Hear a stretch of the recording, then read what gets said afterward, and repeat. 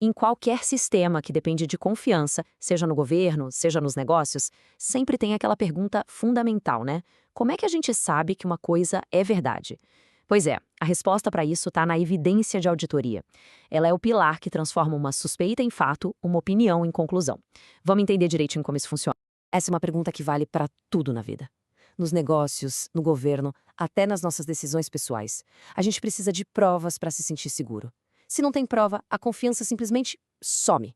E é exatamente aí que o trabalho de auditoria se torna tão essencial.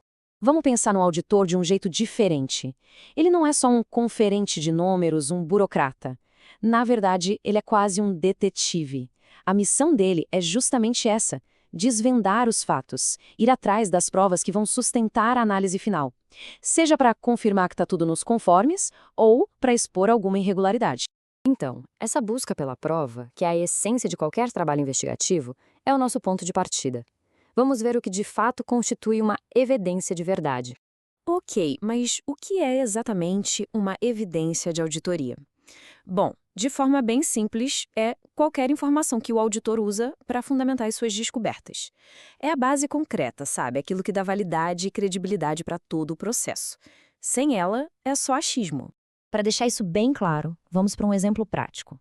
Imagina uma auditoria da compra de caminhões para um órgão público. O auditor não vai só olhar a ordem de compra e dar um ok. Não. Ele vai lá e inspeciona os veículos, um por um. Aí ele descobre que um dos caminhões foi devolvido porque estava com defeito. A investigação fica mais séria. E a prova crucial aqui não é o que alguém falou. São os documentos, as guias de devolução, a troca de e-mails com o fornecedor. Isso é evidência. Nesse exemplo do caminhão, a gente viu documentos e a inspeção física, certo? Isso já mostra que a evidência não tem um formato único. Ela pode aparecer de várias maneiras. Vamos dar uma olhada nas principais formas que ela pode ter. Basicamente, as evidências se dividem em 4 grandes grupos. Temos a física, que é quando o auditor vê com os próprios olhos, a observação direta. Tem a oral, que vem das entrevistas. A documental, que é a mais comum de todas, qualquer registro em papel ou digital. E, por fim, a analítica. Essa é aquela que o próprio auditor cria, sabe? Quando ele cruza dados, faz cálculos e comparações para encontrar algum padrão ou anomalia. Mas olha, não é só sair coletando evidências.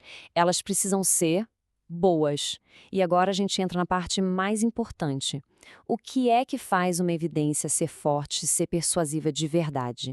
A anatomia de uma boa evidência tem 3 pilares. Primeiro, ela tem que ser suficiente, ou seja, tem que ter quantidade bastante para convencer uma pessoa de fora que não tem nada a ver com a história.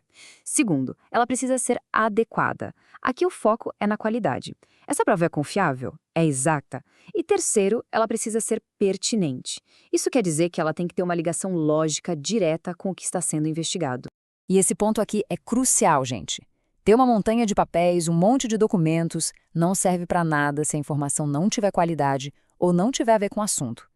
Às vezes, uma única evidência, mas que seja forte e relevante, vale muito mais que centenas de documentos fracos.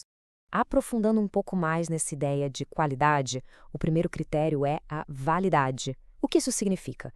Que a evidência tem que ser legítima, tem que se basear em informações que a gente possa comprovar que são precisas e verdadeiras. Depois vem a confiabilidade. Isso aqui é como um teste de consistência. Pensa assim: se outro auditor fizesse o mesmo trabalho, seguindo os mesmos passos, ele chegaria à mesma conclusão? Se a resposta for sim, então a evidência é confiável, ela é replicável. E por último, a relevância. A evidência precisa obrigatoriamente ter uma conexão clara e lógica com o objetivo da auditoria. Não adianta nada ter uma prova super válida e confiável sobre, sei lá, a cor da parede, se o que está em jogo é um desvio de verba. Sem relevância, a evidência é só ruim. Agora que a gente já entendeu o que faz uma evidência ser boa, é preciso saber que nem todas são criadas iguais. Na prática, existe uma hierarquia bem clara de confiança, uma espécie de ranking que todo auditor segue. A primeira regra é bem simples, na verdade. Informação que vem de fontes externas, independentes, tipo um extrato do banco, é quase sempre mais confiável do que uma informação que foi gerada e controlada pela própria entidade que está sendo auditada. Faz sentido, né? A segunda regra é sobre o formato.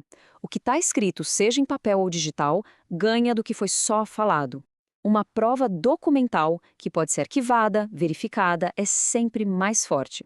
O que foi dito numa entrevista é super importante, claro, mas só vira uma prova conclusiva se for confirmado por documentos. E a última regra, vê com os próprios olhos. A observação direta do auditor tem um peso muito maior do que uma informação que ele conseguiu de forma indireta, ou seja, que alguém contou para ele. Ver é crer, basicamente. E tudo isso que a gente conversou nos traz de volta para o quadro geral.